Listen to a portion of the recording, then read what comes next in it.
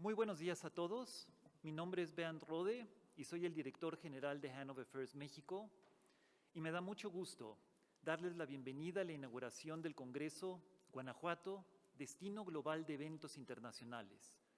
Un evento diseñado para los profesionales de la industria, la cadena de la proveeduría y estudiantes. Para dar inicio a esta inauguración, permítanme presentarles a los distinguidos miembros del Presidium que nos acompañan. Diego Sinué Rodríguez Vallejo, gobernador del Estado de Guanajuato. Jochen Köckler, presidente del Consejo de Administración del Grupo Deutsche Messe, quien nos acompaña de manera virtual desde Alemania. Héctor López Santillana, presidente municipal de León. Mauricio Usabiaga, secretario de Desarrollo Económico Sustentable. Juan José Álvarez Brunel, secretario de Turismo. Alejandro Gutiérrez de Velasco, director de Poliforum León, y Alan Márquez, coordinador general de Comunicación Social del Estado de Guanajuato. Muchas gracias a todos por su presencia. A continuación, cedo la palabra a Héctor López Santillana, presidente municipal de León, Guanajuato, quien nos dirigirá un mensaje de bienvenida. Adelante, Héctor, y muchas gracias por tu presencia.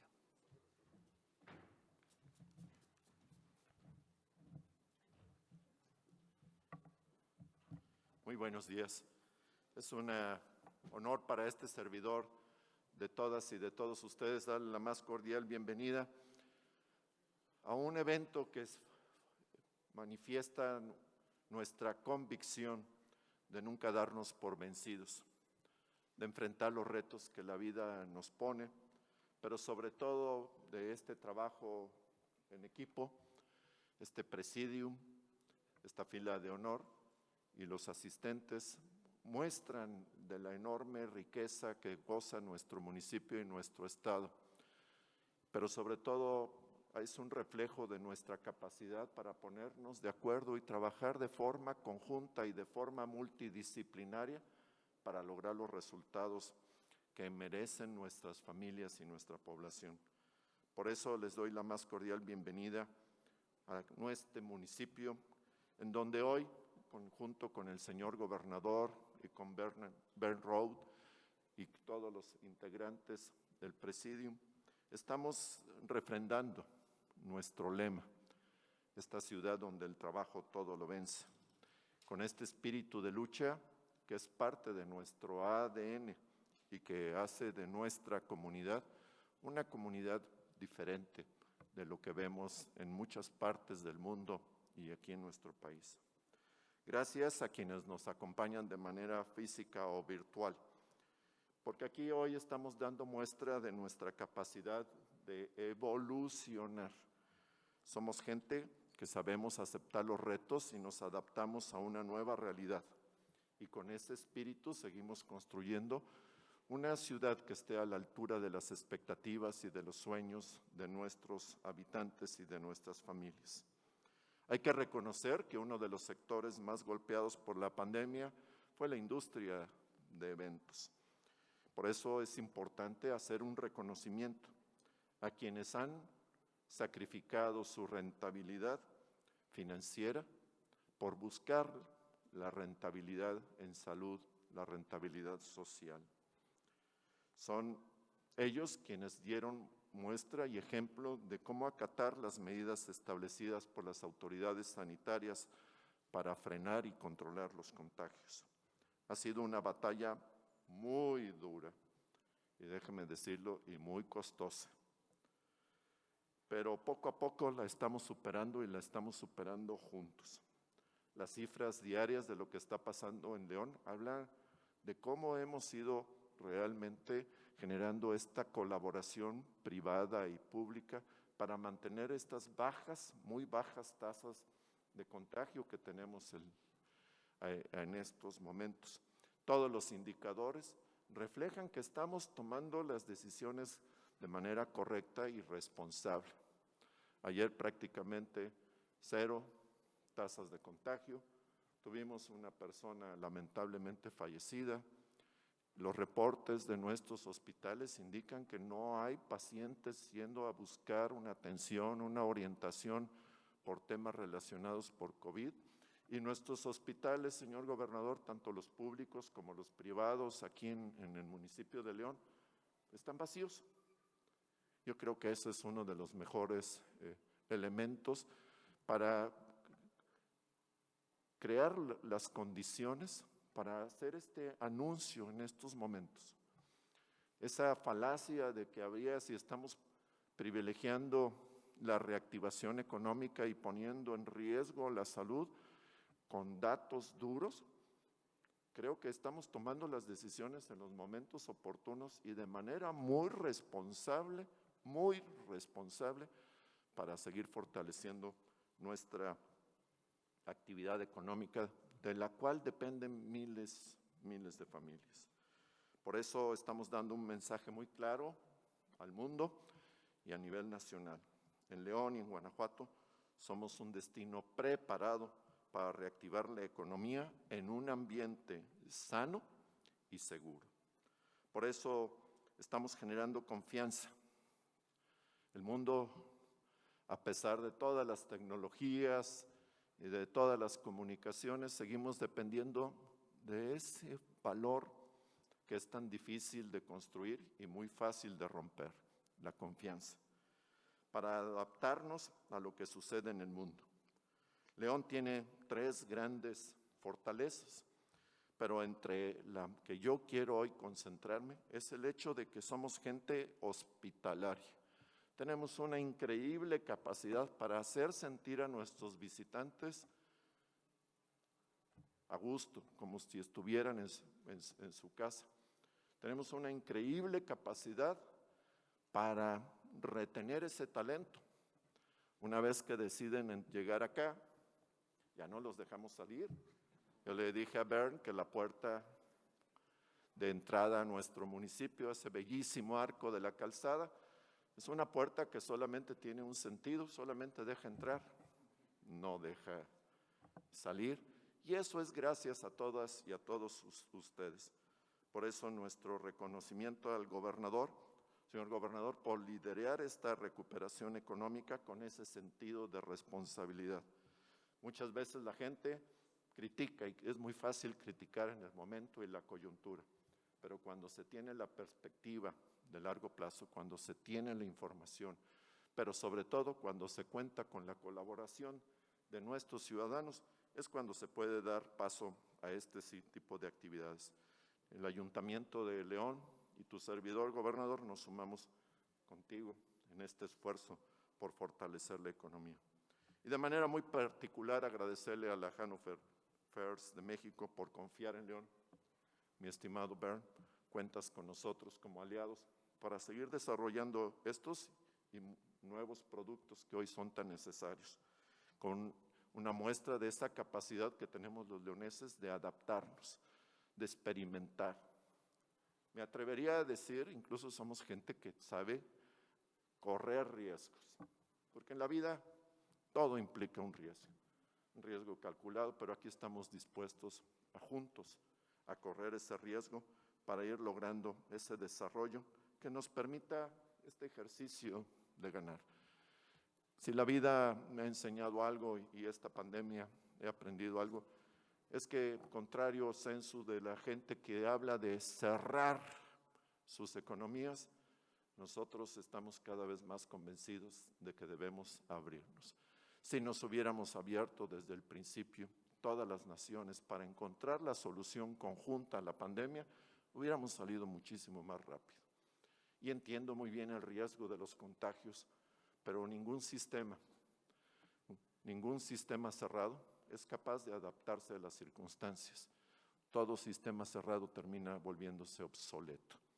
Por eso la vida nos enseña que a pesar de los riesgos, la apertura es la vía de la solución en estos momentos. Pero una apertura en donde todos y cada uno de ustedes están llamados a ser actores y actrices importantes en el desarrollo del futuro de esta gran comunidad. Muy buenos días.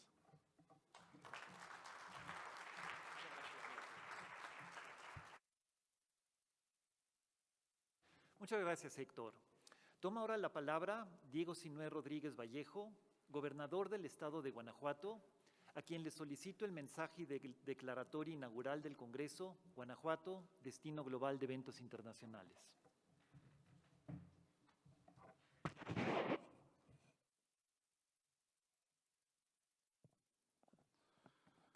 Muy buenos días a todos. Quisiera, antes que nada, saludar al presidente municipal de León, Héctor López Santillana. Gracias, Héctor, como siempre, por tu empuje, tu impulso, y que no has dejado de trabajar, aunque ya estás próximo a cerrar tu administración. ¿Cuánto falta? 3 meses, 19 días. Lleva la cuenta.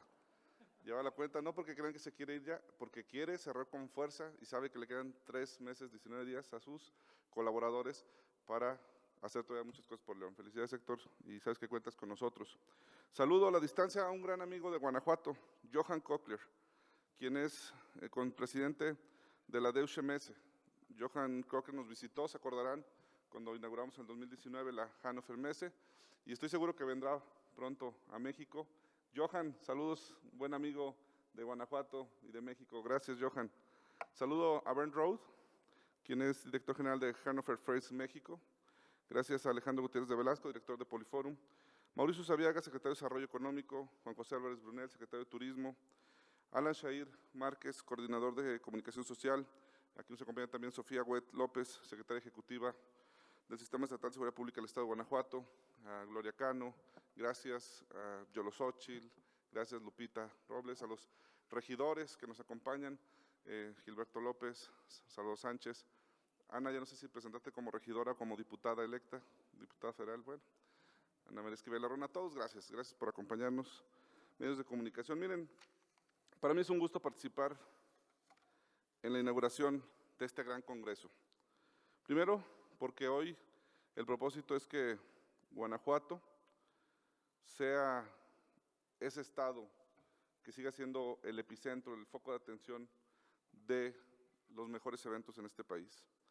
Y la verdad que este es un gran esfuerzo para llevar a Guanajuato a ese siguiente destino, a ese siguiente nivel, perdón, como destino global de eventos internacionales.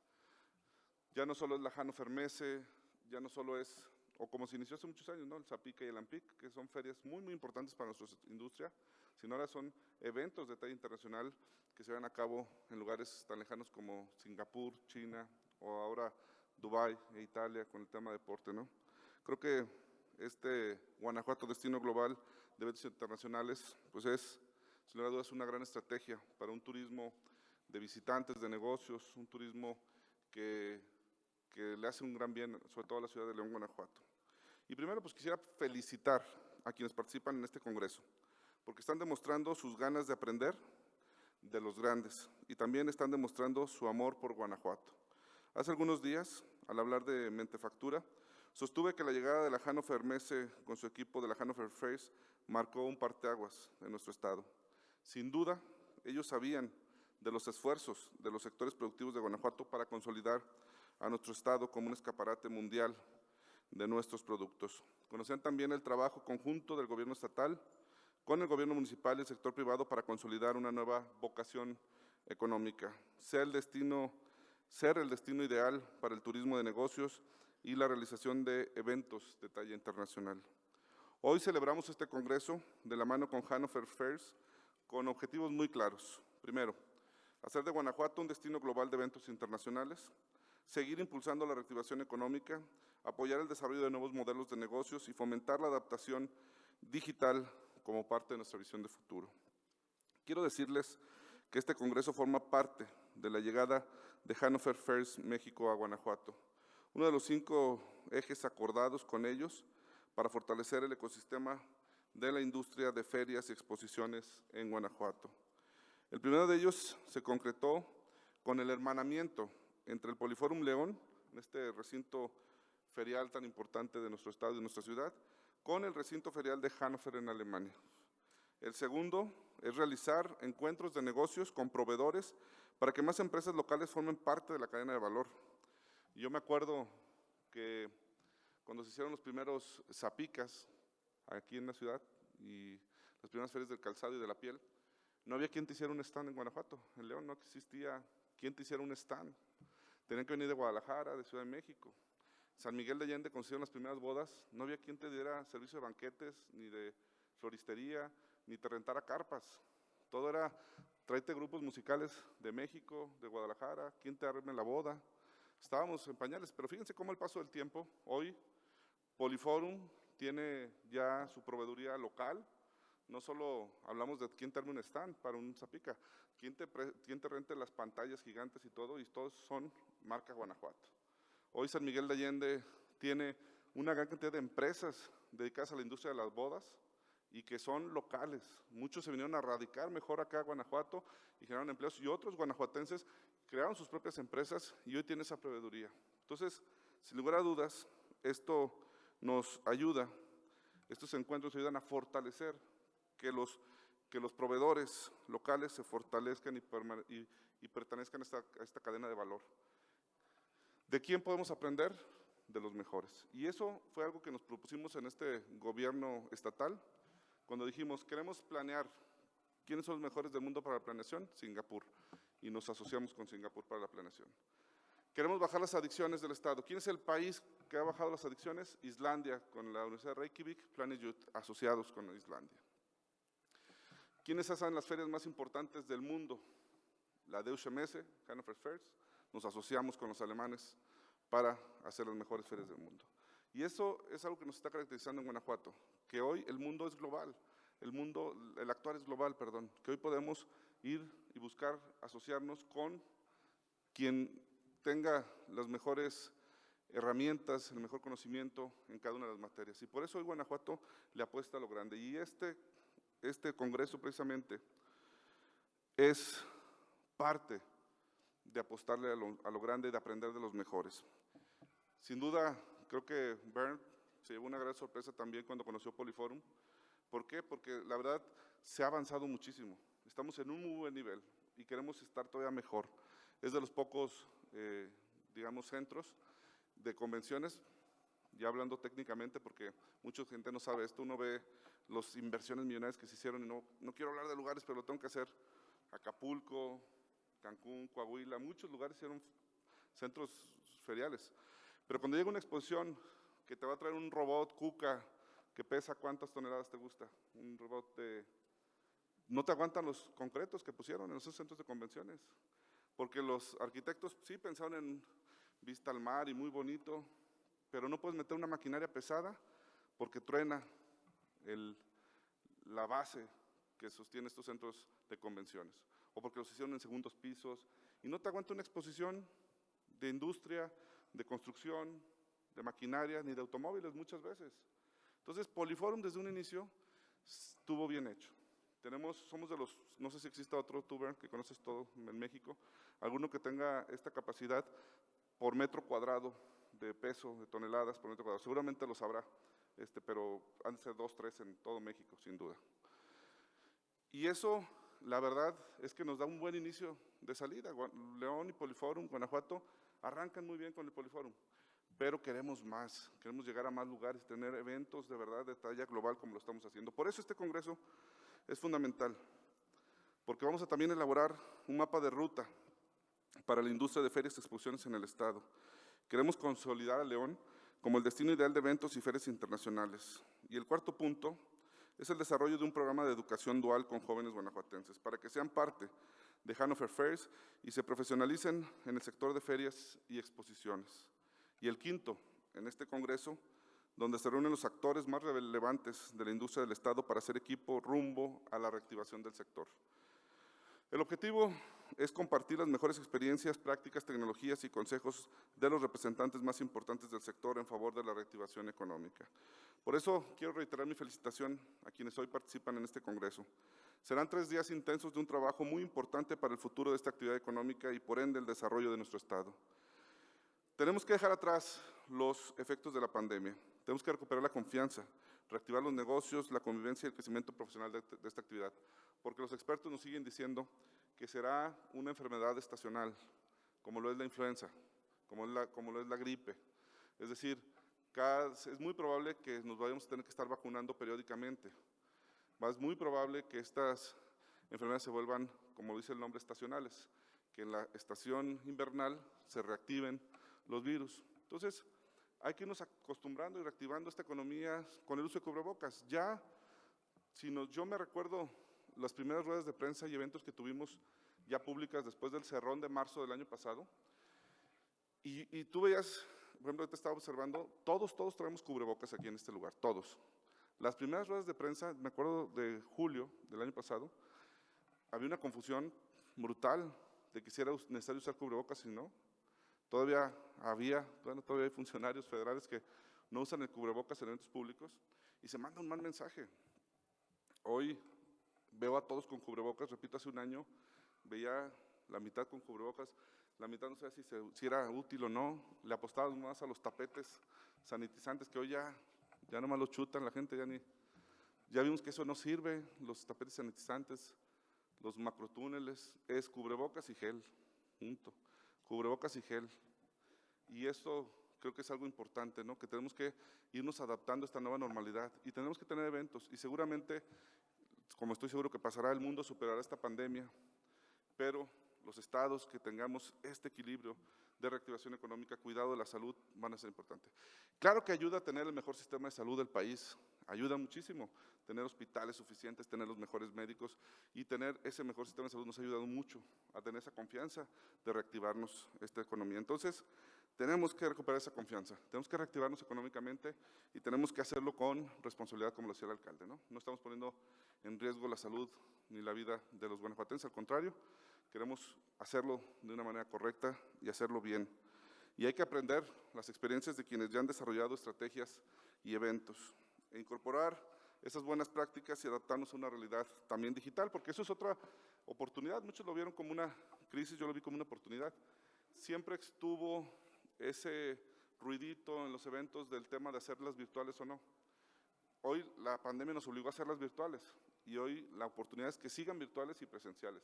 Fue un nicho de oportunidad muy importante las ferias y los congresos y las situaciones virtuales y no hay que dejarlas. Al contrario, eso nos ayuda a traer más visitantes de manera digital, pero también siempre el tema presencial. Ayer tuve una firma de convenio con Hawái, muy importante. Y instintivamente, cuando nos saludamos, el Max, el representante de Hawái, una persona de China, cuando nos saludamos fue de puño, cuando nos despedimos fue de puño, pero cuando firmamos el convenio, estrechamos las manos, porque ese es un símbolo de cerrar un trato, un acuerdo de confianza y nos miramos a los ojos. Eso es lo que pasa en el mundo de los negocios, pasa en las ferias. Puedes tener el evento virtual y conocer y todo, pero cuando vienes a comprar una maquinaria de millones de dólares para la industria automotriz, cuando vienes a comprar un software para Siemens o de Cisco, de quien sea, pues cierras el trato en persona y estrechando la mano. Y eso es algo que no va a cambiar, porque está en el ser humano. Entonces es importante también estas ferias presenciales, porque justo aquí es donde se cierran los negocios, cara a cara, es donde puedes llegar a cerrar sus negocios. Entonces yo les auguro a estos eventos que seguirán presenciales, pero que hoy van a ampliar su campo de acción con hacerlas virtuales, conseguir con esta tendencia a la virtualidad. Entonces, creo que hay una gran oportunidad. Yo estoy consciente de que Guanajuato conoce muy bien la importancia que tienen estas ferias y exposiciones, lo entendemos. Y se necesitan para generar desarrollo económico y empleos, porque créanmelo, la derrama económica no solo es para el que renta el stand aquí o para Poliforum o para el que arma el stand, es para toda la ciudad, el hotel, el restaurante, el taxi, el servicio, el par de zapatos, la bolsa o la chamarra de piel que se vende. No solo eso, es para el que cerró el negocio aquí, para el zapatero que pudo vender un pedido o para el empresario que pudo comprar una máquina aquí. Esa es una gran derrama económica que no se ve, más allá de los visitantes, de cuántos entraron o no. Es la cantidad de negocios que giran alrededor de esta actividad. Por eso, nuestro compromiso es generar más políticas públicas para impulsar la transferencia de conocimiento y tecnología, así como promover la innovación, posicionar al Estado de Guanajuato como el epicentro de los negocios y los eventos internacionales en México y América Latina. Este Congreso tiene esa trascendencia, acompañarnos de los expertos a nivel mundial para transitar por una ruta correcta. Gracias a Hannover Fairs por todo el apoyo para realizar este encuentro. Gracias a Johan Cochlear, de verdad, gran amigo de nosotros, por creer en Guanajuato, por creer en México y por apoyarnos tanto. Gracias, Bern, y a todo tu equipo, que sin duda ya son de casa. Antes de despedirme y de dar la declaratoria inaugural de este Congreso, quisiera adelantarles que una vez que concluya Johan Cochler su mensaje, me tendré que retirar porque tengo una gira en San Miguel de Allende y en otros municipios, y ustedes saben que la agenda se calcula usando el helicóptero para los traslados, que nos hace ser mucho más ágiles en la movilización. Lamentablemente hoy el clima, según el capitán, nos llama que no podemos despegar y no voy a poder ir a San Miguel ahorita en helicóptero porque hay que cruzar la sierra y está todo nublado con neblina. Y en los casos de helicópteros yo siempre le hago caso al piloto. Más vale hacerle caso al piloto. Entonces me voy a tener que ir por tierra y ya tenemos ahí una inauguración de una empresa, una carretera, tenemos varios eventos en San Miguel. Entonces me voy a tener que adelantar. Después de que hable Johan Cochler, Bell Road hará la explicación del Congreso. Entonces yo les pido que me disculpen porque me voy a tener que retirar. Para los compañeros medios de comunicación, que veo que ya algunos van a hacer una barricada ya, Sofía Wet los atenderá para el tema, por supuesto, de seguridad, las preguntas que tengan, pero yo sí quisiera pedirles una disculpa a todos que me voy a tener que retirar. Solo voy a escuchar el mensaje de Johan Cochler y me retiro, y solo quería comentarles eso, una disculpa a todos ustedes, pero el clima nos puso este impedimento, y yo digo que bueno, porque ya nos hacía falta las lluvias, hemos estado atravesando una sequía muy dura, y estas lluvias sin duda nos vienen a ayudar muchísimo. Pues entonces, si me lo permiten, y nos ponemos de pie para hacer la declaratoria inaugural. En mi calidad de gobernador constitucional del Estado Libre y Soberano de Guanajuato, siendo las 10 de la mañana con 10 minutos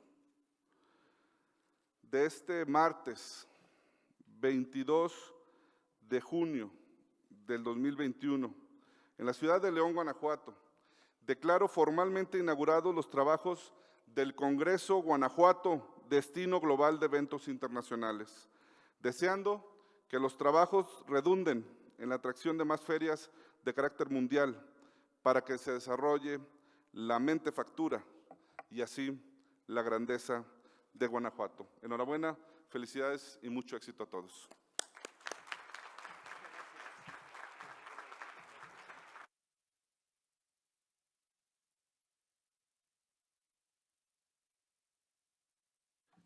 Muchas gracias, señor gobernador. Cedo la palabra ahora a Johan Cochler, presidente del Consejo de Administración de Deutsche Messe. Adelante, Johan.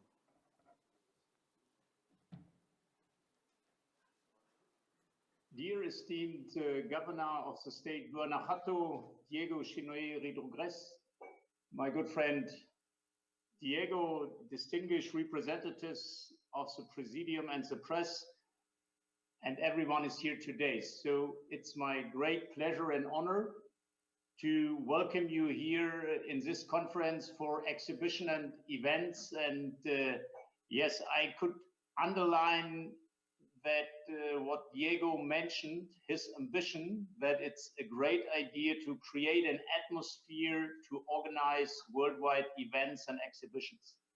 And at the end, someone think running an exhibition or an event is only opening a hall.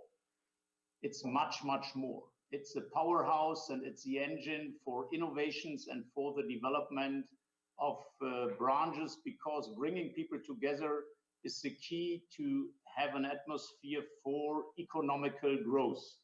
Therefore, I congratulate you for this Congress, for this topic, and for the idea to make Guanajuato to the global destination for international events and congresses. I'm allowed to say this as CEO of Deutsche Messe AG. We are running here in Germany and worldwide exhibitions since more than 70 years, and we learned a lot in this 70 years. First, the beginning in 1947, immediately after the Second World War, it was the engine to innovate to replace business and industry in Germany. And we did it decade by decade with new topics. And we are still this time, and therefore thank you for your kind words that we are world-class in running exhibitions, and we are very proud to have our Hannover Messe. That is really the Olympic Games for running industry exhibition.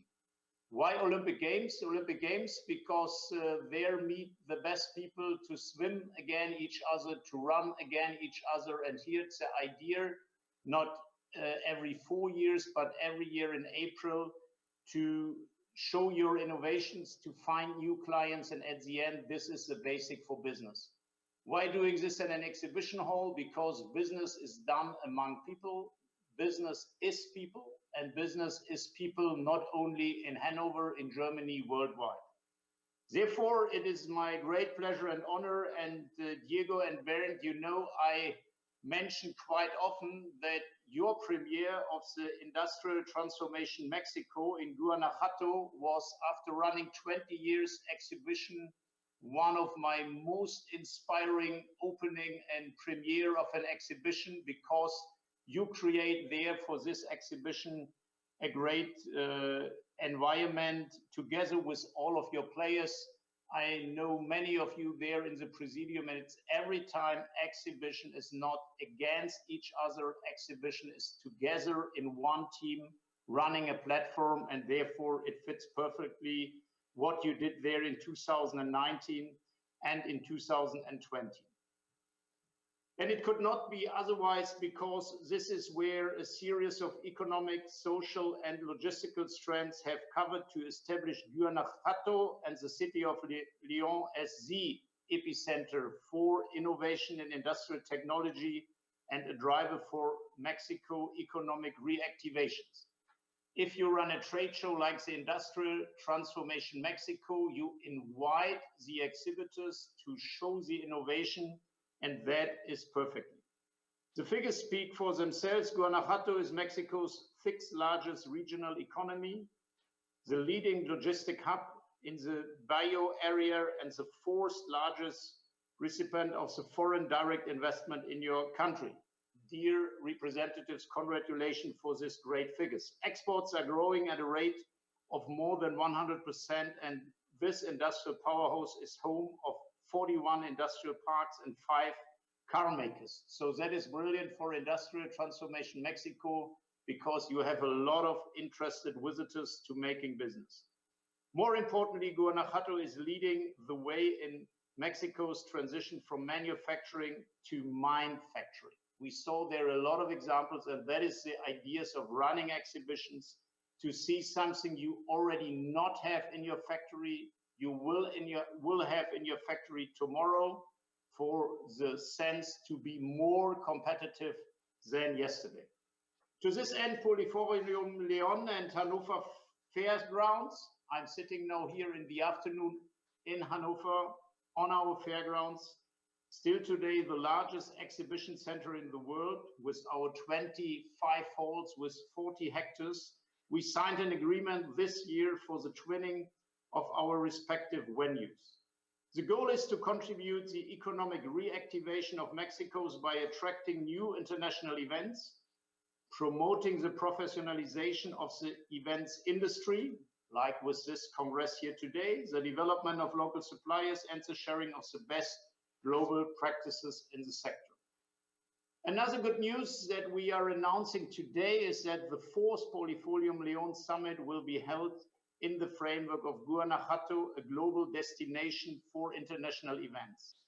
Congress, which will be another step forward toward deepening our alliance. And congratulations for this idea, because you need really the ambition at the sense, and like the Governor Diego mentioned, it's really the ambition to do this in a way better than others. And that is so important running great trade shows. I'm gratified to be here with you today to inaugurate this hybrid event after being in lockdown for a whole year due to the health of emergency. And I would like to stress the fact it's not a competition it's physical or it's hybrid. So I'm really keen to visit the next industrial transformation in October by person, but today it's a perfect opportunity to take part in your conference in the hybrid way, sitting here in Hanover and delivering this speech. As representatives of a sector that is vital in all of our economies, I would like to thank you for being here today. I would also like to thank all the experts who helped put together such a complete conference program with a view to sharing all the valuable information and experiences we have acquired during these challenging times. And yes, again, we are, for us, exhibition organizers in really challenging times. So we can better adapt to this new era of hybrid events. During the Congress, we will get an overview of how the event industry is evolved worldwide as a result of the pandemic, with the emphasis of the European, North American, Asian, and Latin American markets, the adoption of new digital technologies to facilitate the transition to hybrid events, best marketing and communications practices, the new reality of the industry in its outlook, among other important topics. So I would like to congratulate again to have this international perspective, because these global perspectives help you to have the perfect solutions for your area. We are confident Guanajuato, a global destination for international events, will be a forum that equips us to play at a safest role in laying the foundations of what we will be in the future of the event industry, in turn, the economic reactivation of Guanajuato, Mexico, and the world. Welcome to this great multilateral effort to share up the exhibition and event industry, and I'm really convinced after the pandemic time, exhibitions will be even more important than ever, because we have to share our views. We have to do this global, and again, we have to do this in strong alliances and partnerships. And therefore, I'm very happy that we have this partnership, that our managing director, Bernd Rode, is therefore a part in your network. And I'm really looking forward to visiting you in October for the next industrial transformation Mexico, with all our ambitions we have there to run a world-class show for Latin America. Thank you very much for your attention.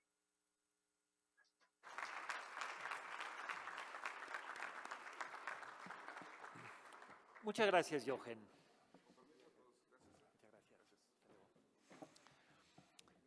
Agradezco a todos nuestros distinguidos invitados, visitantes y medios de comunicación. Con estos grandes mensajes podemos iniciar los 3 días de actividades del Congreso Guanajuato, Destino Global de Eventos Internacionales, el cual celebra por una parte la llegada de Hanover First México al Estado, nuestro hermanamiento con el recinto Poliforum León, y es sin lugar a duda el banderazo de salida para la reactivación del sector de eventos, ferias y exposiciones en Guanajuato, así como un esfuerzo para impulsar la profesionalización del sector con el objetivo de adaptarnos al futuro promisorio de esta gran industria. Los invito a seguir acompañándonos, ya sea de manera virtual o presencial, los siguientes días del evento. Muchísimas gracias y mucho éxito.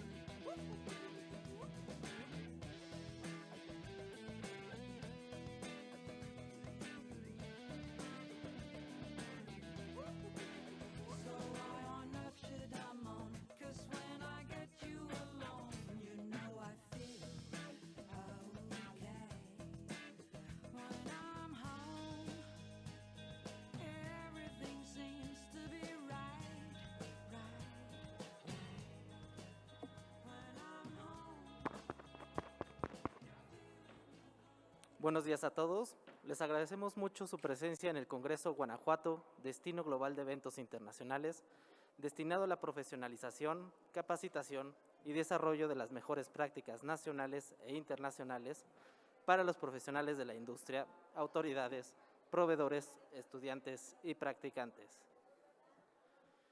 Para dar inicio con el Congreso, tendremos nuestra primera ponencia magistral titulada Perspectivas Europeas de los Eventos. La ponencia será llevada a cabo por Matías Tessi Bao, fundador de MBB Consulting Group, y moderada por Azul Logazón, directora de Industrial Transformation México y MEM Industrial Tecnomueble Internacional. Les recuerdo a toda nuestra audiencia en línea que nos ven a través de la plataforma Zoom, que pueden elegir el canal de español para escuchar la traducción simultánea de nuestros ponentes internacionales. Asimismo, abriremos un espacio de preguntas para la audiencia, las cuales nos pueden hacer llegar vía chat para la sección de preguntas y respuestas. Adelante, Azul. Gracias, David. Good morning, everyone. Isn't it amazing to be back in this wonderful venue and having events again? I'm really glad to be here with you, and thank you so much for those who are joining us here physically, but also in the digital world. So it's my great pleasure to start our today's agenda with a conversation with one of the top leaders worldwide of the industry of exhibitions and events. And the person that I'm referring to is Matías Tessi Bauer. So Matías, you're joining us virtually. Welcome and thank you so much for being here with us. So before we start this conversation, let me give you a brief overview of Tessi. So Matías Tessi is a highly skilled consultant in trade shows, digital transformation, and the gourmet food and wine world. With over 18 years of experience working for the world's largest trade show and media companies, including Messe Frankfurt, Reed Exhibitions, and UBM, he has a rich knowledge and excellent connections in the global exhibition, conference, and digital B2B industries. He has built B2B business in major economies, from the US to Australia, with a special focus in Asia. He has a proven track record in launching new events in major economies and business cases on extensive market research, as well as implementing event acquisitions and developing B2B sales, marketing, and growth strategies. In addition to running his own consultancy, MBB Media, Matías lectures at the University of Ravensburg in Germany, business development and international project management. He's also chair of the Digital Innovation Committee, part of the Global Association of the Exhibition Industry, UFI. So with that, welcome, Matías. So to start our conversation, we know that Europe has been the largest market in terms of exhibition participants. In fact, in 2018, it accounted for 1/3 of the total worldwide visitors. Trade shows had a significant economic impact in terms of direct impacts, as they help with the direct spending, job creation, and they had also indirect impacts, such as different supply chains, among others. A lot of what the governor just told us a few moments ago. However, it's been a year plus since COVID-19 hit and disrupted the way that trade shows were traditionally done. From your point of view, Tessi, what measures implemented by the industry, both in the global scale as well as in Europe, have helped you to get back into the recovery path? Thank you very much for this very, very kind introduction. First of all, I have to say I'm very jealous that you are all together in this beautiful room, in this beautiful conference, and I need to sit here in my hotel room as I'm currently quarantining in Germany for 14 days, but only 5 days to go, and then I can go to the outside world as well. So your question, what measures have been put in place in the global, on the global scale, but also in Europe, really to come out of the crisis?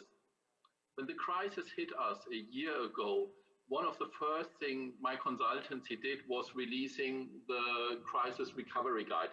And in this crisis recovery guide, we said 4 things. We said, first of all, you need to do the right communication, very, very on-the-dot communication, precise communication, honest communication is very, very important at this early time in the crisis, because it was all new for all of us, for our companies, but more importantly for our exhibitors and visitors.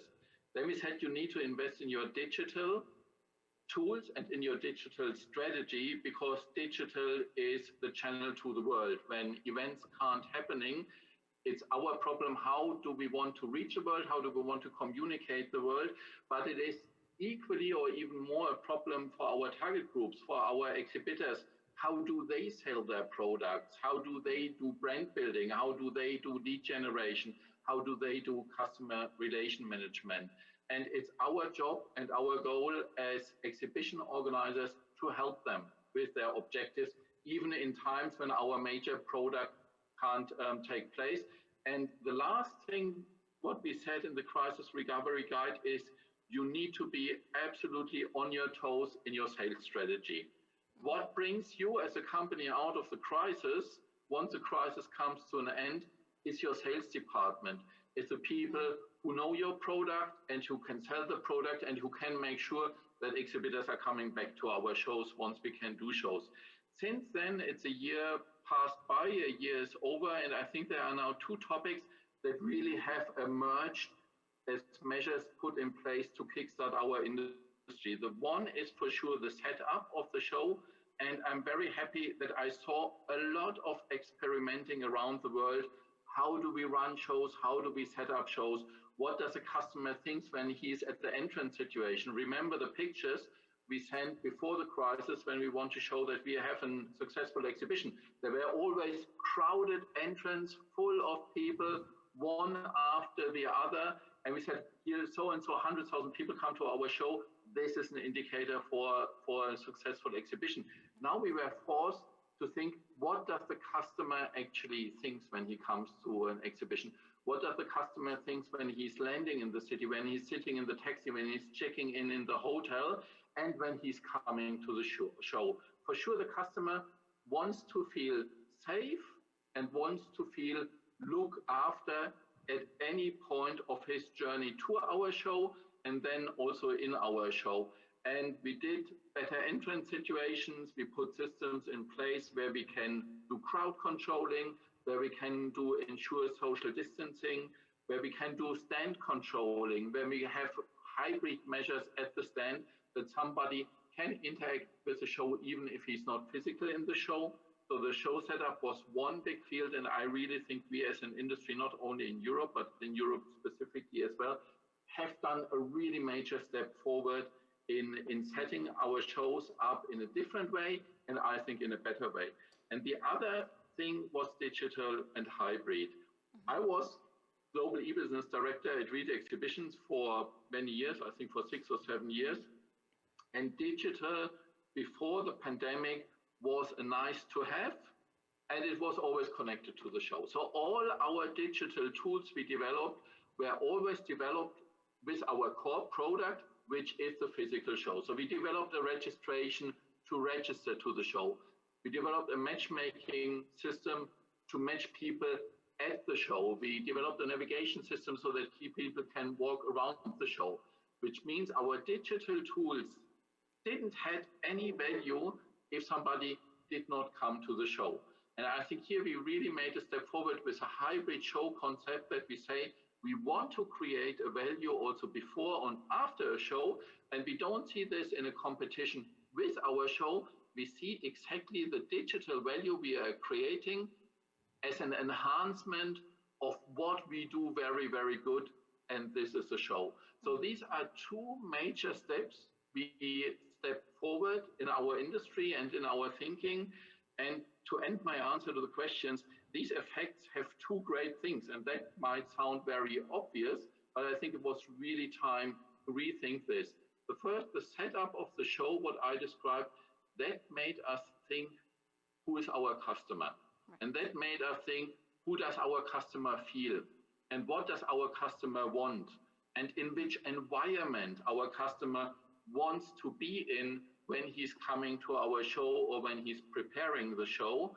And the hybrid setup, the digital strategy I described, that made us think, who are we?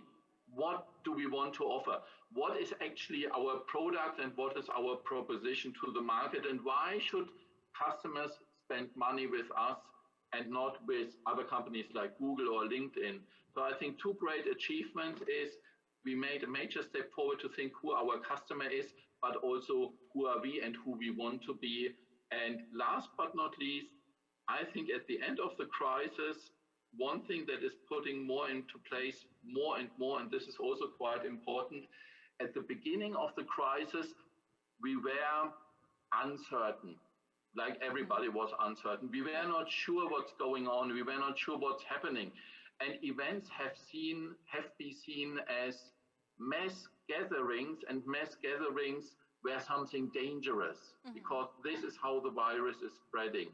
I think at the moment with the work I just described in the last 14 months, we are developing again a much more confident position and think about what can we provide for the society. And what we provide for the society are business connections, are bringing people together, are really kickstarting industries and making sure that all our economies are coming out of the crisis as strong as possible. And here I think the associations and the industry worldwide have done a great job, but to go back to Europe, I think specifically the German associations and the German organizers have done a great job as well to tell our societies and politicians that we have a job to fulfill, and that job is to fuel the industries we are serving. Thank you, Tessie. Definitely, as you mentioned, as an industry, we have a very fundamental part and activity to do, which is reconnect the business. And as such, we really need to understand our customers. I mean, other industries and other companies are doing so to keep the innovation process going. Why are not we doing the same, right? So in that terms, for years, the industry, this particular industry, has talked and had several discussions about change, but it was really the COVID-19 that pushed us to that change. And some people, or part of the industry, were not fully prepared to cope with all the effects that COVID brought with. And yes, we all went through the reinvention process and managed to move some shows and events to the virtual or digital arena. However, others were not transformed. They couldn't be, because they used to be done on the old ways, right, on the old school. So as an industry, how can we prepare to face future challenges in our industry? We just had COVID, but what will happen when the next storm comes? What is, like, for example, the European industry doing to be ready for the future?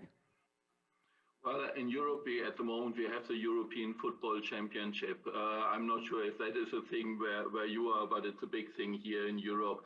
And when you want to win the European Football Championship, or when you want to win the World Football Championship, it's not enough if you have been brilliant in the 70s. You need to be brilliant on the dot when this tournament is happening. And I think what the crisis put us forward is really forcing us in being brilliant again, maybe also in fields where we have been brilliant before, but fields where we maybe not have been so brilliant before the crisis. And I believe that COVID didn't create any new problem apart from social distancing. That was new to us. But all the other problems we are discussing were problems that have been on the agenda also before COVID. That we have a generational change very soon, that we have people in decision-making positions who are deciding on marketing budgets, the people who are deciding if they should put 10,000 in a stand or only 5,000 in a stand and 5,000 in a Google campaign. These are people who will not remember a time before Google exists. These are the digital natives.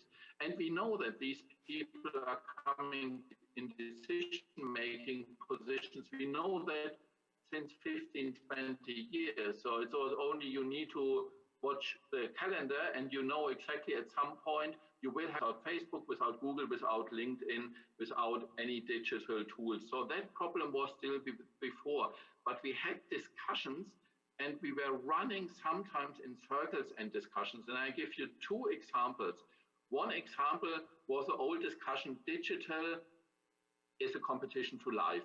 So if I do a good digital event, then I'm cannibalizing my efforts into a live event. That is a discussion that thankfully nearly died out at the moment. So we made we are on a higher level of our conversation that we say digital and live are not competitive channels to each other. They're complementary channels.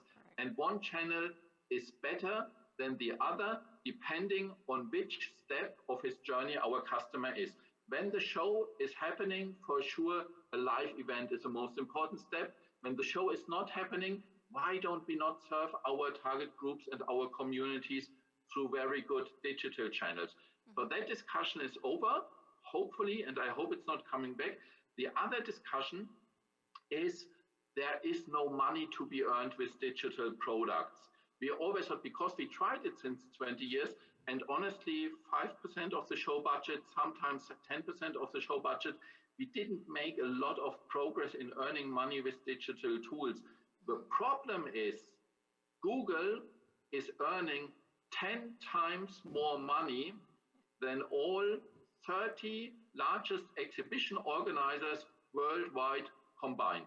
And Google didn't exist 20 years ago. And they earn money with B2B, exactly from the budgets we are competing for. In other words, there is a lot of money to be made with digital products. The problem is only we don't know how to make that money. Because we are the industry of big invoices. Google is very often sending invoices of micropayment, of $1, of $2, of $3. These are invoices that never have passed our financial systems.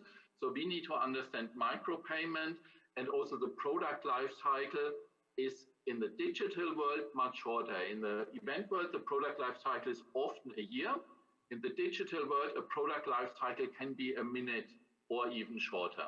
So these are two things that have blocked us from understanding really how do we go to the customer and what is our value proposition. And that might be the last point to answer your question. When we did the first exhibition think tank, my company is also organizing the exhibition think tank, really thinking about where is the next innovation coming in. And at the very start of the exhibition think tank, we came to the point I mentioned before, and I said, how do we make our sales teams better? How do we sell our customers better the product? And then we stopped this discussion very quickly. And we said, hold on, do we not first need to think about our value proposition? Does a customer really want to buy a square meter? What is a square meter? A square meter is absolutely nothing until you build something on that square meter. So do we not first think about what is the value we are bringing to our customers to then enable our sales teams to be better? And that is a journey our industry went so far. But we are still on the journey. We are not at the end point. Thank you, Tessie.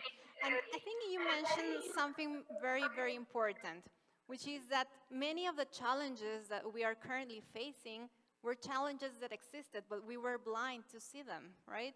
And looking at the bright side, then thank you, COVID, because you're giving us the opportunity to become better, to change, to innovate, and serve our industry, our customers, and then be back at the B2B business and reactivate the economy. So I think we have in our hands a special opportunity to target everything, to grow and potentialize the industry that we were working in. So we're running a little bit short of time, but before we finish this conversation, I would like to see if within the audience, is there any question that you would like to address to Tessie? No? Okay, then I'll have another question. So from all of these that we have, Tessie, what will be the lessons learned that the European industry can give to here our colleagues in the Bajío industry and exhibitions and events? I think the one lesson we learned is change is hard. Change is specifically hard when you have a very good product, and exhibitions is a very good product. We are running this product very, very successfully, but change is still necessary. And it is hard for an industry to change that is so successful as we are, and it is hard for an industry that has a product life cycle of 1 year, because when you talk to your customer what you could do better, the first chance you could do better might be 12 months away. But I think we walked a long step on this journey to innovate, but we haven't finalized this journey to innovate. Not to sell the customer a square meter anymore, but to sell him a journey with industry touch points. Not to sell him simply a stand anymore, but to sell him really a place in the industry. We are in the pole position to offer this.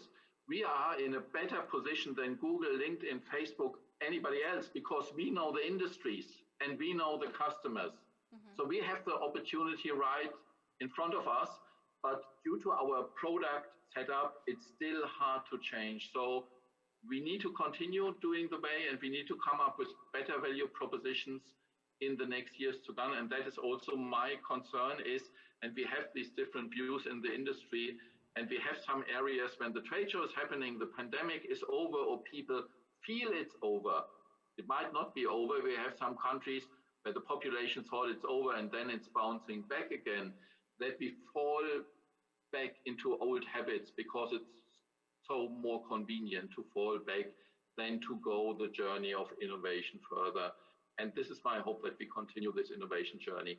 COVID was a wake-up call, but when you wake up in the morning, you know waking up can take a time. Sometimes you continue waking up and so on. I think we are in a great process of waking up. We are a great industry, but we still need to go on the journey a little bit more.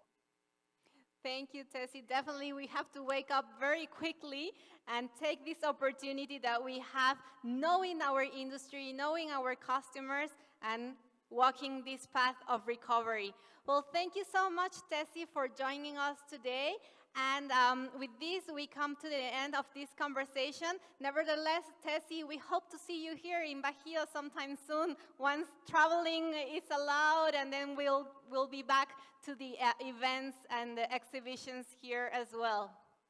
I hope so too. Have a good time in Mexico, and I would love to be with you, but I can't, but next time. Thank you very much for having me.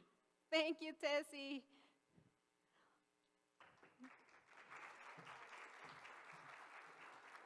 Muchísimas gracias a nuestro panelista Matías y también a nuestra moderadora Azul por esta interesante perspectiva de la industria de eventos en Europa.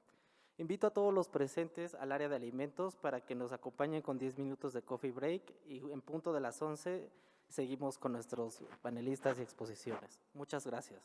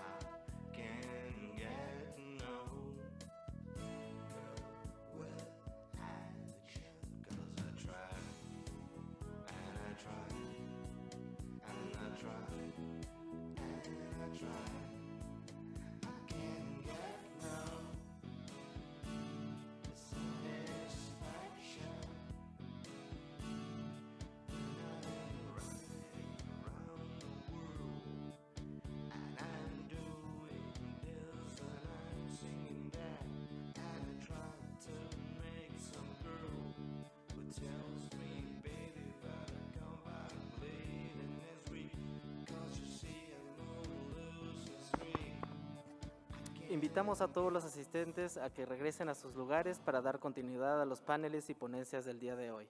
Muchas gracias.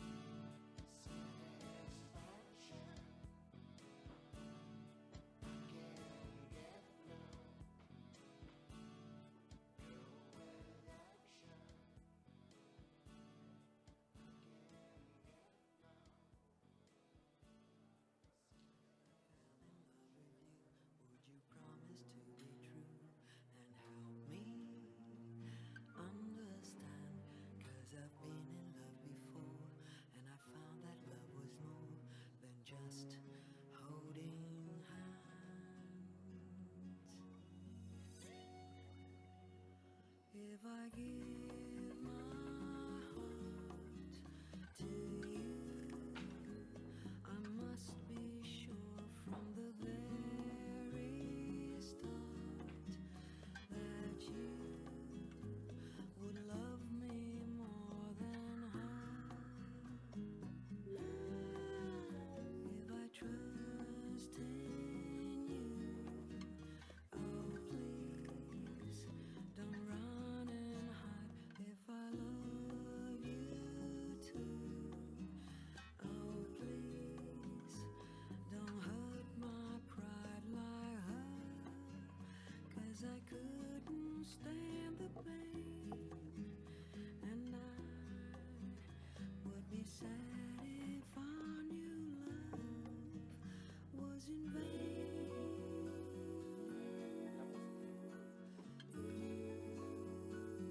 ¿Pueden cortar la música, por favor? Buenos días. Ahora permítanme presentar nuestro segundo evento con el panel titulado Perspectiva Norteamericana de los Eventos. Antes de iniciar nuestro panel, pondremos un video. Corre video, por favor.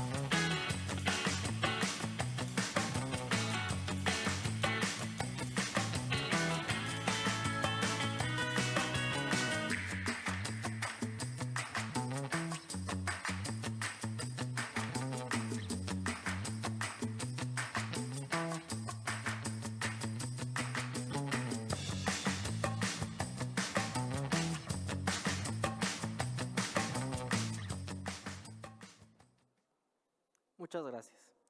Nuestro siguiente panel estará integrado por Stefan Selesnik, presidente de International Trade Information Inc., Jerica Velling, CEO de Blends Events. La moderadora para esta sesión será Azul Ogazón, directora de Industrial Transformation México y MEM Industrial Tecnomueble Internacional.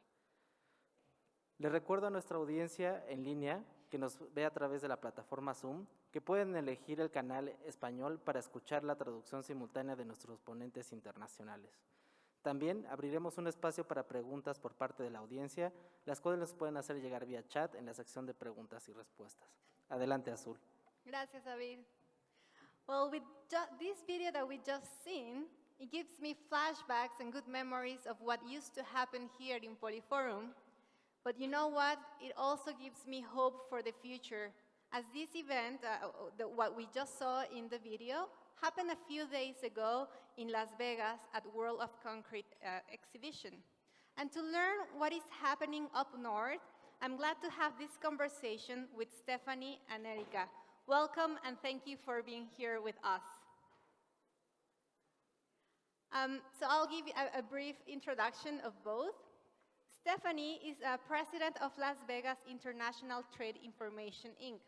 and works with exhibition organizers to internationalize their shows, one expo at a time.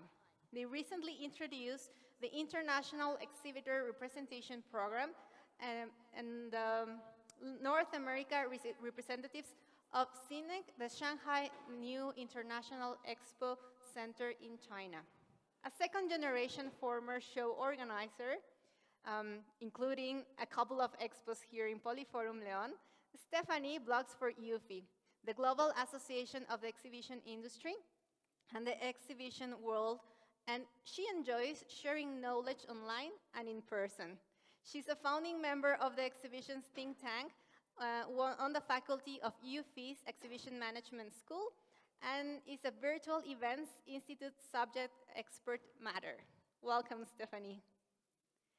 And Erica, she is the Chief Experience Officer of Blends Event, a conceptual strategic organization which creates innovative and memorable exhibition and events experiences around the globe. She is at Las Vegas Hospitality Foundation trustee, founding member of the International Exhibitions think tank, and the International Association of Exhibitions and Events membership engagement chair, and a commission member, faculty, and facilitator for the IAEE Certified in Exhibition Management accreditation program at the Southwest EAEE Chapter Executive Committee, and is a certified digital event strategy. Welcome, Erica. So as you can see, we have two wonderful experts in terms of all of the industry and the exhibition, events, etc. And to start our conversation, the North American perspective of the events industry, I want to give you a little bit of an overview. So North America has been the largest market in terms of exhibition spending. In 2018, it accounted for over 43% of the total worldwide direct spending. We all know that trade shows have significant economic impacts. In fact, the Center for Exhibition Industry Research Foundation estimates an economic impact of $420 billion, which 55 came from hotels, 32 from airlines, 30 from restaurants and retail, 29 from ground transportation.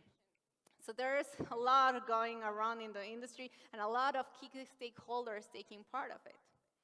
So even so, the value of direct spending was 120 billion.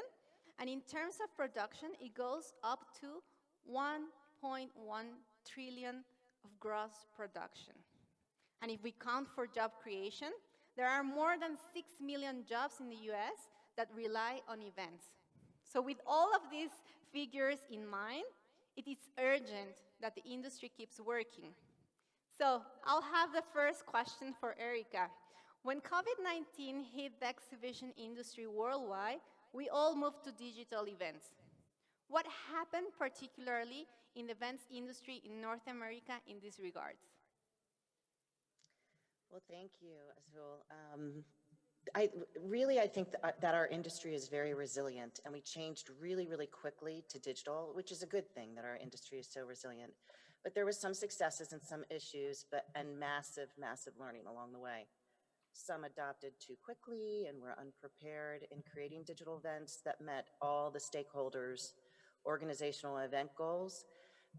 They created events that were trying to replace the in-person event at the original time slot for that event and did not think of the experience they were creating and how that experience needed to meet with exhibitor, sponsor, and attendee goals of participation.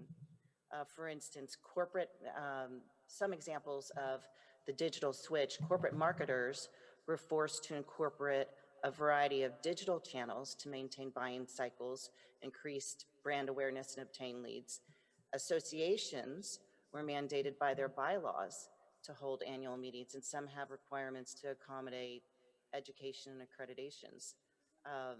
Digital and virtual events made less money for show organizers, but they kept a presence for their future events, and many obtained a wider reach than before.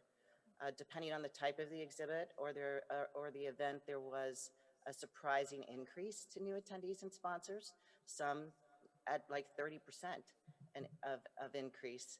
A recent SEER survey, Center for Exhibition Industry Research, reported that 68% of show organizers that held a virtual event in 2020 agreed that virtual components will be a bigger part of the physical event in future. Many agreed that AI and data analytics has been underused and that there were great opportunities that weren't used previously that should be used in the future to increase the timeline and extent of the show and the value to attendees and exhibitors. However, another important observation is that not all virtual events are created equal, and most fall into two primary categories. One is the virtual trade show that includes digital exhibitions and show floors, and one is the virtual conference and events that includes sessions, keynotes, etc.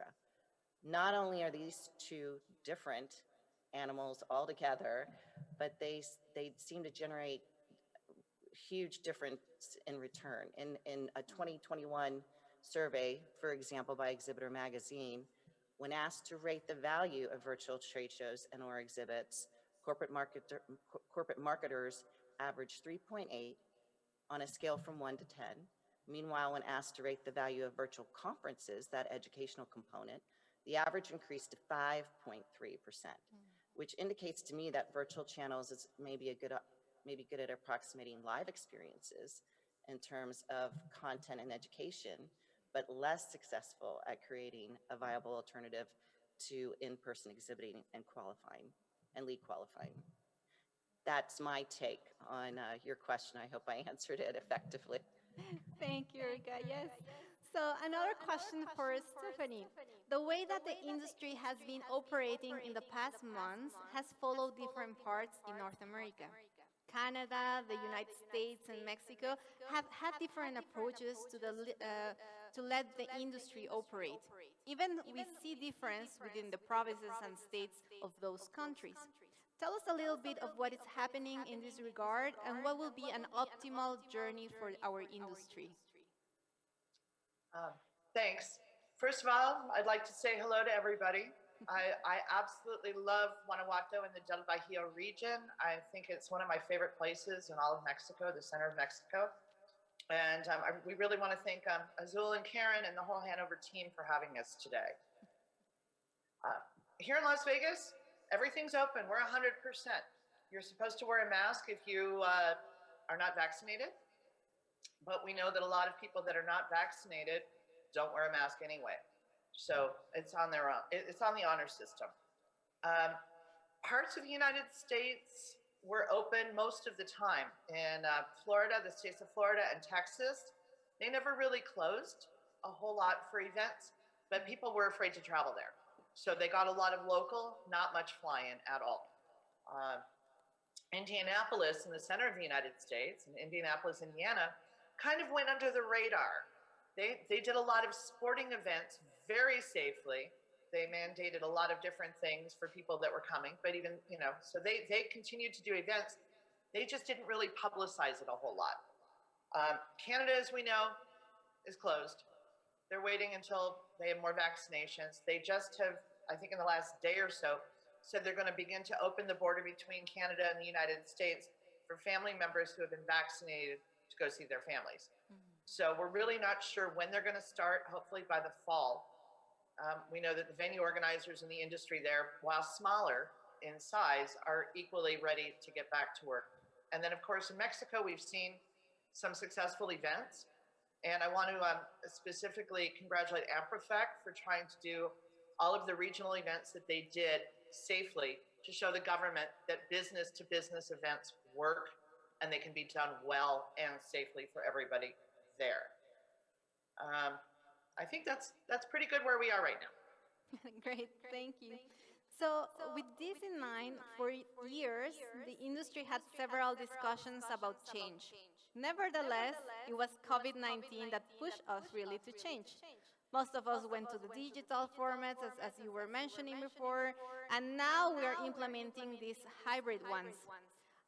Stephanie and Erica, both from your experience building global communities as well as creating and implemented purposeful meetings and events, what have you seen that the industry wants and what it needs for the future of the trade shows? So, Erica, let's start with you. Thank you. And to mirror Stephanie, and I love that little video that we played in the very beginning. That's from World of Concrete, which was last week that Stephanie attended. I'm sure she'll comment on that later. So yes, Las Vegas is open, and so is North America for the most part.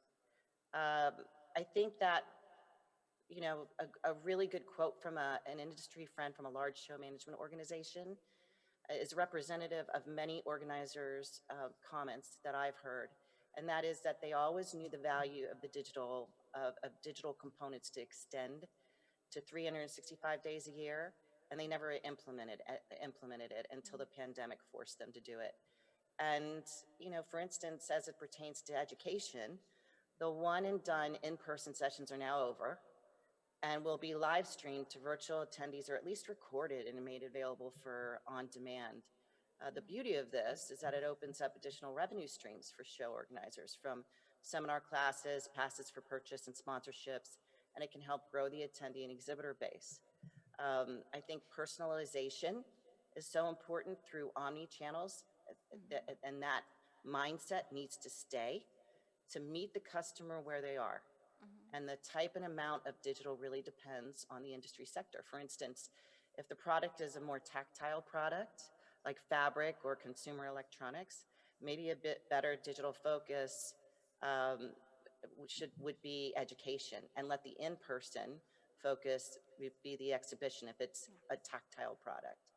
However, it's always smart to include some sort of digital component and data analytics going forward.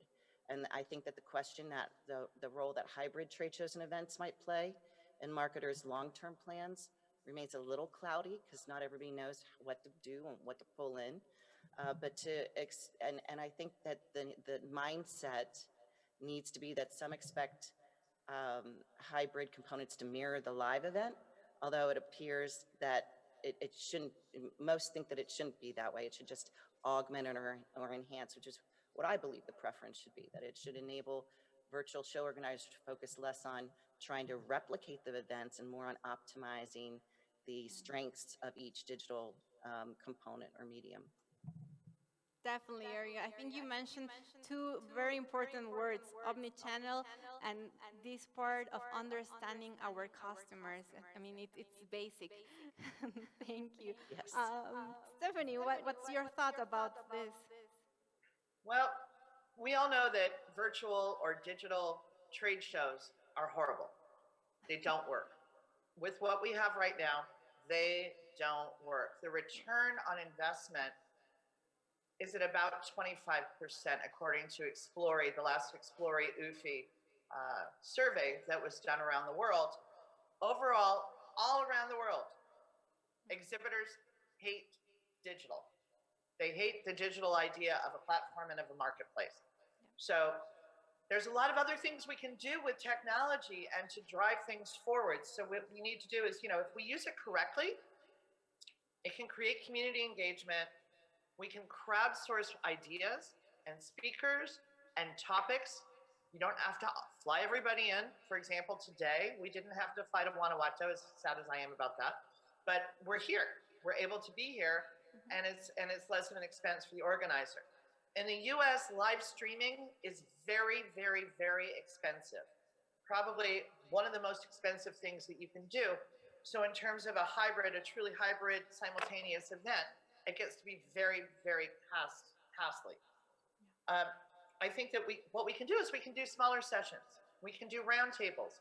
We can engage in new areas.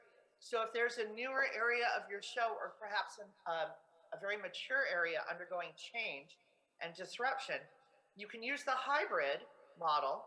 So you can actually work with these sectors and these groups through personalization, to Erica's point, and using technology and using the data, bring them together, get it sponsored, and then live, when you have your event again in person, have the same sponsor a meetup in person with coffees, canapes, cocktails, depending on who the group is.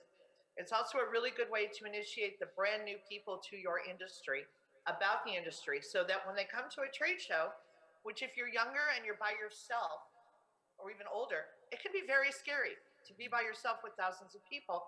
This way you already have a community with you to be able to do so. So again, it's about let's learn these lessons. Not everything has to be an hour. Not everything has to be an hour and 15 minutes. You can do beautiful sessions in 15 minutes and run them back to back to back in person and online.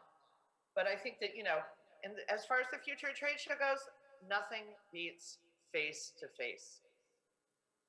Yes, no, I totally agree with what you're saying in this regard because we talk with our exhibitors and they say like, no, we need the face-to-face events back again.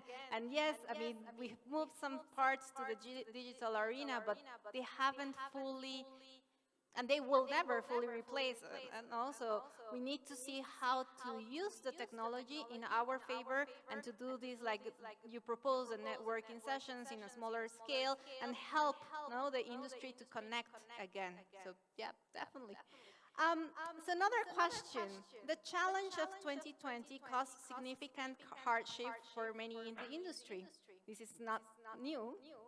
Yet at the same time, they cemented the value that exhibitions provide to drive business forward. We know that the duration of the virus outbreak remains a key factor in assessing the overall impact of the pandemic. However, the global industry is likely to stabilize after 2023. Within the industry in Mexico, we think that one of the key factors that can help us to achieve this recovery are the vaccines. Nevertheless, we see that in countries like the UK, where even they have a high rate of vaccination, the industry is still not open. So we wonder then, what would be the factor or factors that can get us back to physical shows? Erica, Stephanie, you have attended recently physical events. What can you tell us about these factors and what measures are working and that can be translated as guidelines or policies for operations for our industry? So I'll take a stab at that first. Yes, please. What's interesting is that, some of the many organizations and leads in our industry are doing rapid surveys over and over, like faster and closer together, because everybody's thought and feeling about traveling has been changing so rapidly. And it depends on the opening of, like when you test North America and you survey people 2 months ago, their comfort level of attending events was a lot less than what it is now. Safety measures, I think, are here to stay. And of course, vaccines need to increase around the world to increase that comfort level, as well as decrease the spread of variants that are out there, in my opinion. The good news is the vaccines are increasing and the cases are decreasing. People want to get back to life as normal. We've been seeing in all of the live events the in-person events that we've been attending, that it's hard to get almost people to move from one room to the other because they're so engaged with each other. They're, just so happy to be out, and that human beings are that way. We want to interact, we want to create, that's what we need. I think that a damper on exhibitor and attendee attendance right now are company bans, which will lift, again, as budgets get better and safety signs get better. Stephanie and I experienced Biz Bash, which was a hybrid event in the industry here in Las Vegas. And Stephanie was there in person, the in-person ticket had a fee to it, and I attended virtually at no charge. We both had different experiences, but to tell you, I was very impressed with the event. They're a creative organization anyway, and they offered a quality hybrid or virtual experience for me. They're a for-profit event, and so they spent time and money to bring in speakers and fresh, interesting content. For instance, they're all about creating events, so they brought in TikTok. one of the top executives of TikTok and how that could affect an event, an in-person or a virtual event, and how TikTok is getting so creative with group events right now. And then they also brought in Anheuser-Busch event director from corporate, which was really interesting to hear her take on how to create fabulous in-person events. So I think that the in-person event, creative content, as well as attendees, that interaction is going to it's going to take on a life of its own, but there are going to be a lot of similarities going forward. Thank you, Stephanie. Well, to Erica's point about BizBash, they had 3 different stages. Only one were they streaming from live, which is what Erica experienced. In person, they had 3 stages, and they used headphones from the silent disco. I don't know if everybody's familiar with that or not.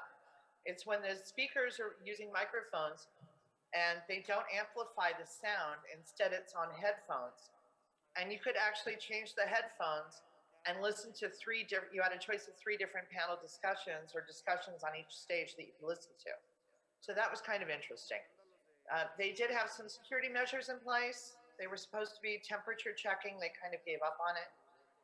People were wearing masks, were not wearing masks. The state had just lifted its mandate for that, so it was by choice. One of the speakers on our panel wasn't fully vaccinated, so he kept his distance from everybody and continued to wear his mask. And in terms of World of Concrete, from the video that we just saw, they did a great job. That's the new West Hall that was inaugurated by the governor. It was a very big deal. It was supposed to open last January, and it brings the convention center up to the Las Vegas Convention Center, to the 2nd largest in the United States. They did temperature checks, either on your forehead or you walked through. They had, and masks were encouraged, but not necessary. Okay. They had no carpet on the aisles on purpose, and hand sanitizers were everywhere. So they did try to take safety into account. Then last week, Erica and I attended the International Surfaces event at Mandalay Bay Convention Center. And both shows did not use badges. Your badge was a QR code on your phone. Some exhibitors didn't like it, some didn't care. And it's kind of interesting for the future of our exhibitions. Will we actually need to wear those badges that nobody reads anyway?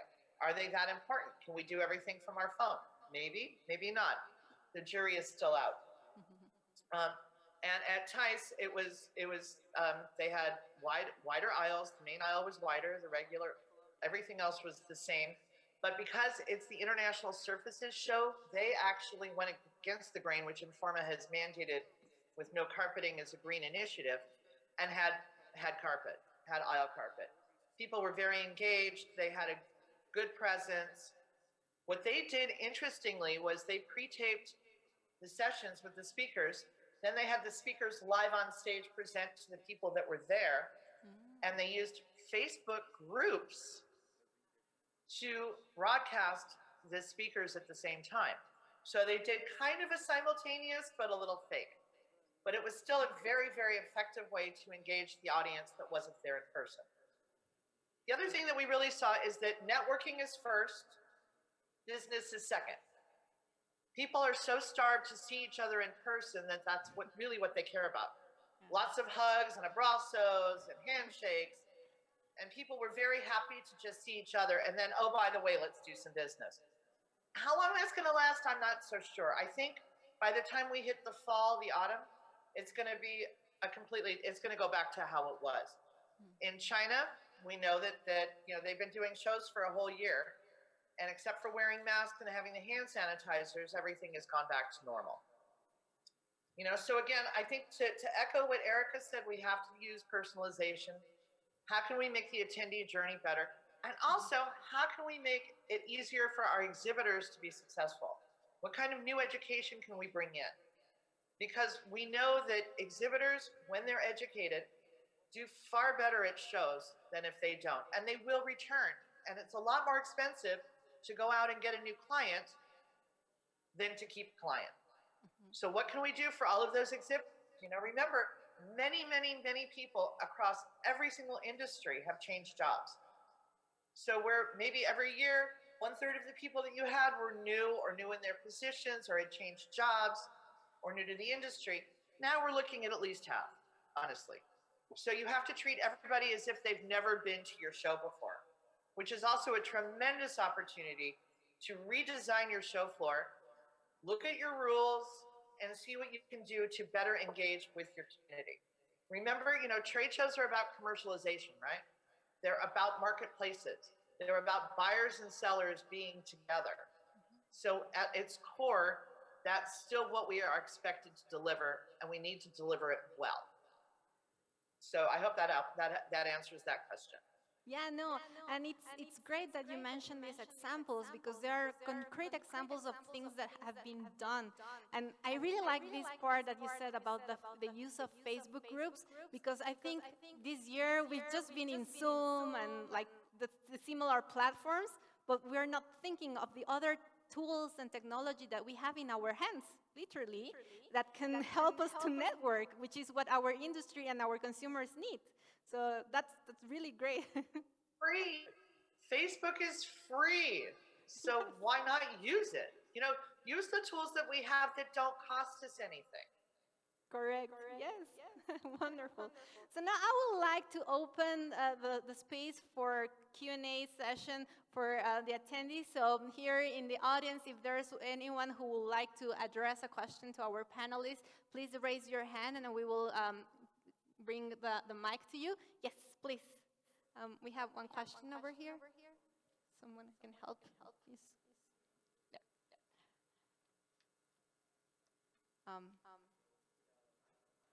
No, because I think they won't hear us. Okay, while they bring the mic, I'll go with one question that we have from our digital audience. So it is, what is the importance of cultural difference within the region in the safe organization of face-to-face events? I'll take that one. Thank you. Cultural differences are global. Cultural differences are regional. What people are looking for in Cancun are not the same things that people are looking for, in Mexico City or in Leon. So you have to take the work ethic, the times that people work, and the expectations into account.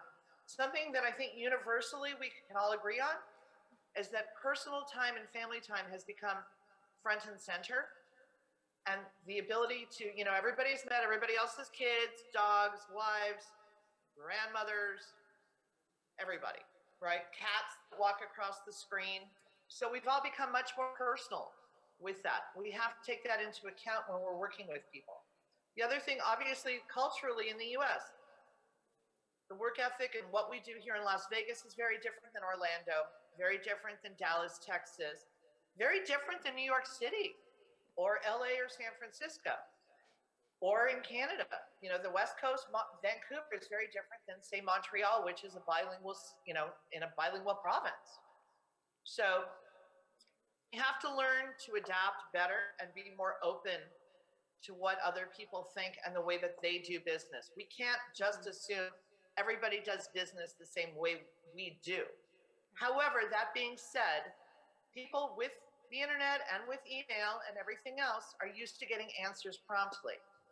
And so I know that some cultures, you don't want to get back to a client if you don't have an answer.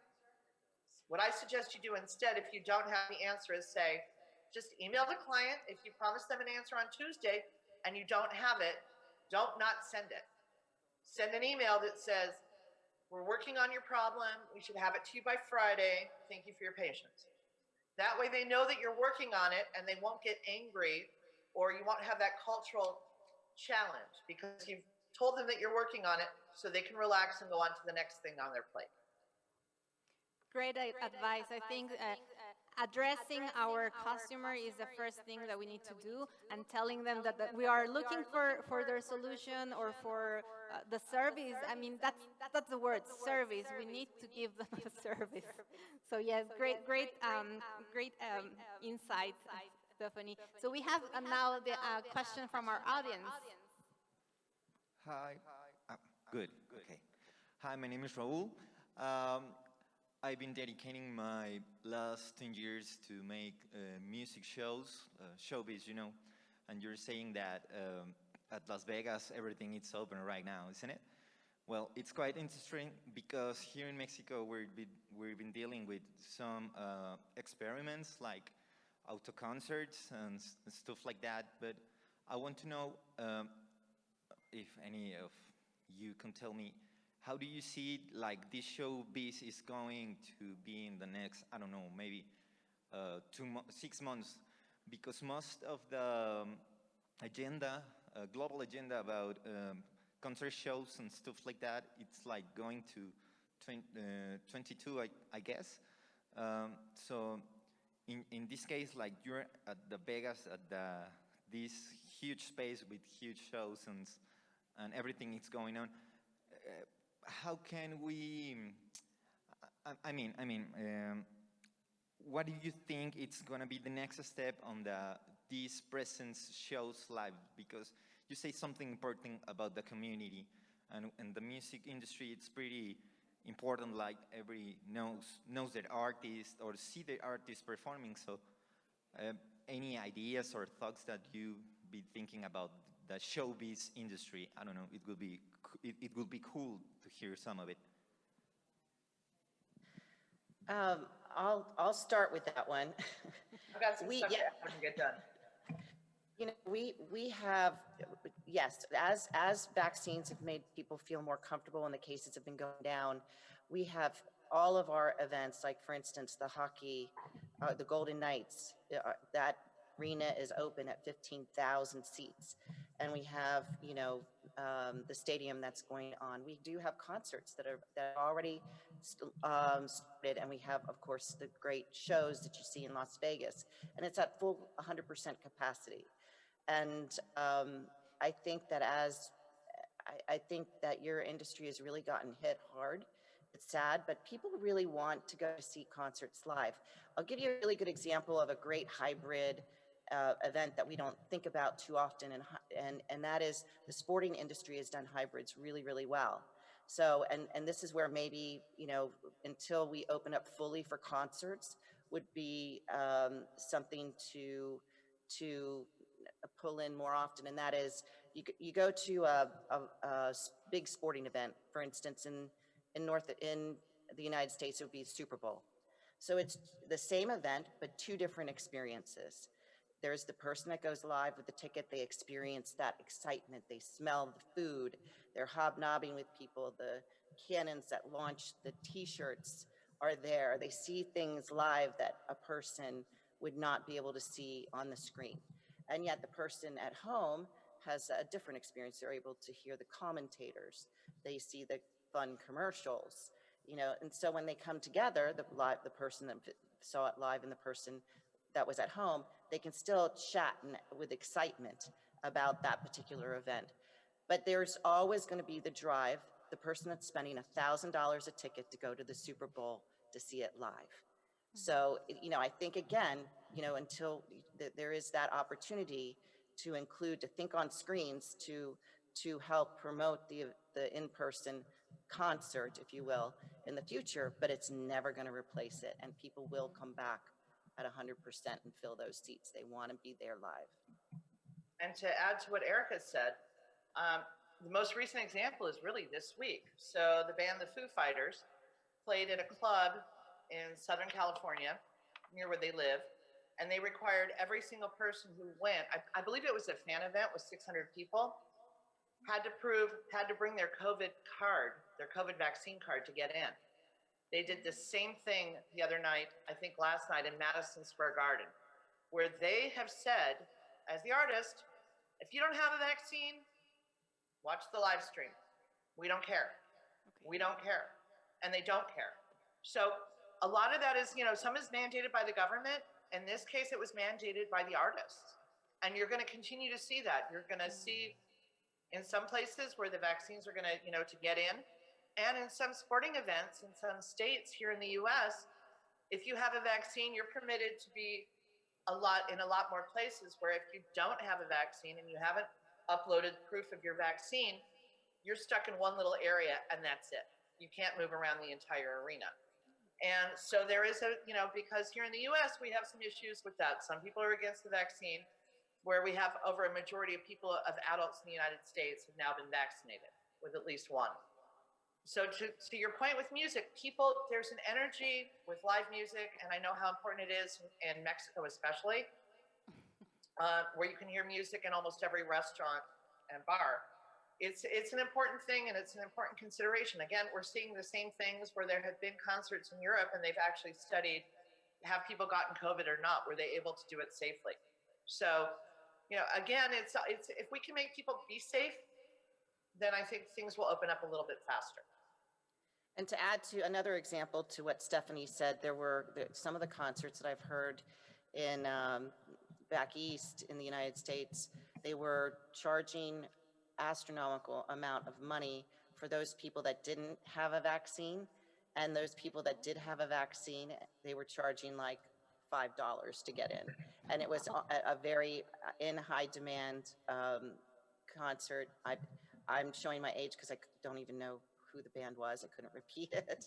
But not everywhere does that, like to Stephanie's point, that was up to the musician and the band that was playing. Here in the state of Nevada, it's not required to show proof of a vaccine, and they're filling the stadiums, 15,000 people. And again, it would depend, but that's dependent on the artist. If the artist decides to do it differently, I'm sure that they could do that. Great. So let's not lose the hope for the events. Okay, so one more question from our digital audience, and it is, what are the growth perspectives for the events and exhibition industry for the United States? I don't know. What's our expectation? Is that the question? Yes. I just want to, okay. Like I said, right now we're seeing a lot of compression in the third and fourth quarter, because most large exhibitions and events have moved from the first quarter into the third and fourth quarter, and some have moved from other states that it still hadn't opened up until it was too late for them to plan, and they've moved into other states that they could move into, like Florida or Texas or Nevada. We had a projection, like a process of where we were at with certain cases and how we were going to open up.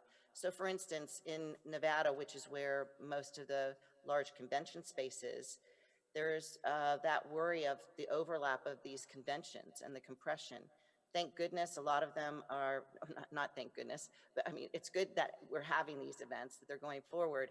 A lot of them are at 50% capacity with exhibitors and attendees, which is a good thing, because there is that conversation of labor and skills shortages to be able to produce the shows. To Stephanie's point earlier, there's a survey that went out. There's like, for instance, the massive amount of people that we need to get back into the workforce, 40% are gone.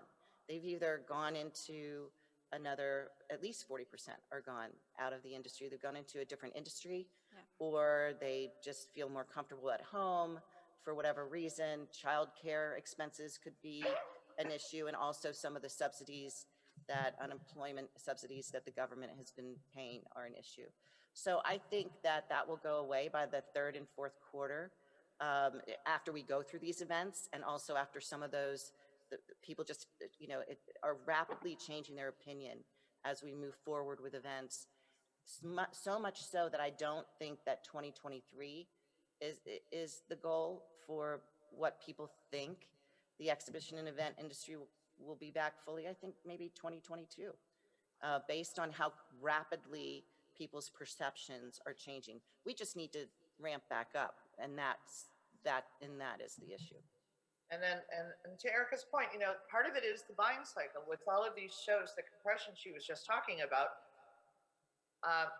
will the buyers be ready? Will the buyers be ready in 6 months if they're used to every year, right? So how is that going to affect everything? We don't know. I can tell you that both World of Concrete and TICE, that we've seen in the last 2 weeks, they allowed exhibitors to carry over to their 2022 shows. So, for example, World of Concrete is held at the end of January and TICE is at the beginning of February. Both have hit it out of the park with their numbers in terms of the exhibitors. Now it's about the attendee recruitment and retention, right? So I think we're going to see that. On the other side of the coin, we're going to see shows go away. In fact, I heard of a show recently that because they were planning on having their show, it was not here in Las Vegas, the exhibitors were in, the attendees were not ready to travel to show site. So they actually had to cancel. We're going to see that. And if you think about the US especially, 65% at least of the trade shows here owned by associations. They're not owned by the for-profit companies such as Hanover or Informa. So they only have a small part of the market. So again, it depends. And to Erica's point, labor is an issue. And will the buyers have the money to do it? Will they want to spend 6 months later after they've just spent with pent-up demand? Hopefully it'll go really well. Our fingers are all crossed. Yeah, and also to add to what Stephanie's saying, you think on communities, and she's very good with communities, and cultures. There's that community and culture that it's different from show to show to show. For instance, the surfaces show that Stephanie and I visited last week, a really good example of positivity in that regard as to shows coming back. They booked 80% of their exhibitors, which they typically don't at this time this year, for their next event in February. Typically their event is in February, but they had to move it from February this year further out to meet the rules and regulations of the state. But 80% of the normal capacity of the show was sold. So, obviously that's that particular show, and that community, the surfaces community, and right now it's booming. The housing market, the renovations of the housing market, and new homes and such are booming. So the surfaces show, everybody is going to get back to that, and even more so. It's going to be a fabulous show in 2022. Right, so it's great to know that maybe our industry will come back fully in 2022 instead of waiting a little bit more because we're urgently and desperately to go back again. So we're running short of time, so just to wrap up this conversation, we see that the future of the business events will not look and feel quite the same. And adjustments will need to be made where innovation will flourish out of the necessity. So Erica and Stephanie, from what you have learned in these past months, what will be your recommendations for the future of the North American exhibition industry? Erica. Well, I think that, I'm a huge proponent of digital and AI, and I think digital components and events are here to stay. An example is LinkedIn just invested $400 million in Hopin. And also another, and Stephanie might not agree with me, but I think somehow, I'm not talking about digital exhibitions. I'm talking about digital components. And there's so many different types of those components to move forward with, to extend and market the show. And I think what we should always learn from this pandemic is to rethink and never stay status quo. Perhaps, one of the things I heard recently that I love to hear is better practices instead of best practices, because when you think of best practices, you stop your thinking and think, oh, that's the best practice. Mm-hmm. No, always challenge, like the challenge networks within an organization to think and rethink have been really, really positive. And that's what we've learned from this pandemic, is how to be resilient and rethink. I really think that, the digital component, for instance, has changed since we first utilized it in AI, and it's there to enhance, not replace the in-person event. And the other takeaway for me is we've band together in North America with our efforts in the industry with all of the associations on advocacy, but we've fallen short on that in past.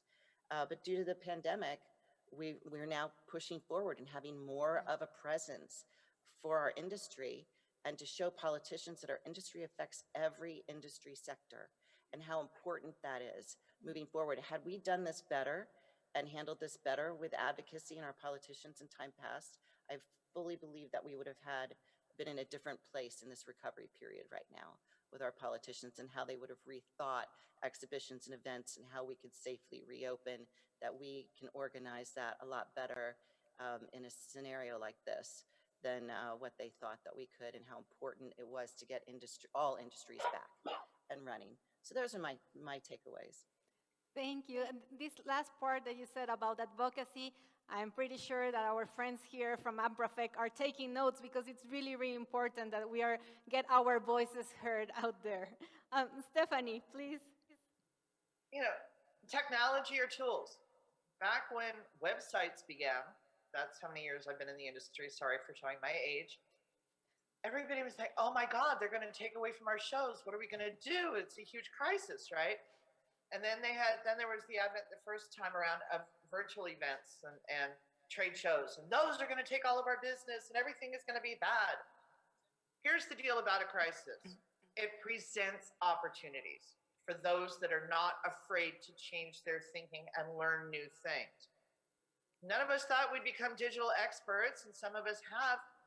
And digital events are hard. Simultaneous hybrid events like what you're doing today is really hard. And we thank everybody behind the scenes, because they're making it look easy, and it's not. It's really not. So as far as North America goes, I think, you know, goods and services have been going back and forth this whole time with the closed borders, right?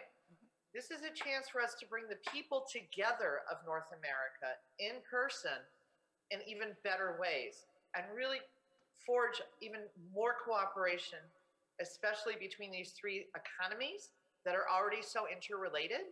We just have to get the politicians on board to understand it's already there. They're not going to take it away, and that it can be improved. We can create jobs across the board, better jobs. We can create better products, and we can do so much more. But I think it's got to have to be business taking the lead on this, and that hopefully the politicians will then follow. I believe the future is very bright for our industry. This has been, as our friend Paul Woodward, the guest editor at Exhibition World, called it, the Great Reset. I think everybody that's listening and they're in person, the one thing we can take is that, have you seen where the opportunities are?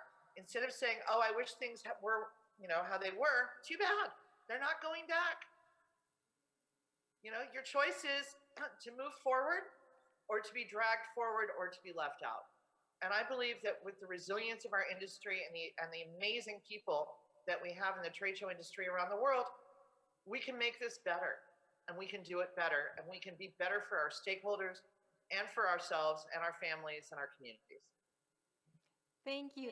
And yes, definitely challenging times have a lot of opportunities, but they are only seen by the brave ones. And I hope that here in Guanajuato and in the Bajío region, we find a lot of brave people so we can walk together in this path of recovery. Erica, Stephanie, thank you so much for your time today. We come to an end of our conversation today. Nevertheless, as you said, we have to keep together and work together as a North America continent that we are, and continue pushing forward our industry. Thank you so much, and I hope to see you both here in León, or maybe myself in Las Vegas with you. I don't know. Let's see where the future takes us. Either way, I can always go shoe shopping in León. Yes, let's do that. Thank you. Have a good day. Thank you, everybody. Stay strong. Stay strong. Thank you. And thank you, everyone, for joining us here today, both digitally and physically. We will carry on with the event as our MC will let us know right now. Muchas gracias, Azul. Muchas gracias a nuestros panelistas, Stephanie, Erika, y a nuestra gran moderadora Azul. Coincidimos con ustedes de que esta es la oportunidad para juntar a Norteamérica hacia un mejor futuro, desarrollo y hacia la era digital. Invito nuevamente a todos los presentes al área de alimentos para tener 10 minutos de coffee break. Al terminar los 10 minutos de coffee break, tendremos un encuentro de negocios con proveedores, el cual tendrá una duración de 2 horas en la sala contigua a la presente. Finalmente, al terminar el encuentro de negocios, tendremos un espacio de 2 horas para la comida. Nos vemos aquí en punto de las 4 de la tarde para iniciar los paneles y ponencias magistrales faltantes del día de hoy, que estarán muy interesantes. Muchas gracias.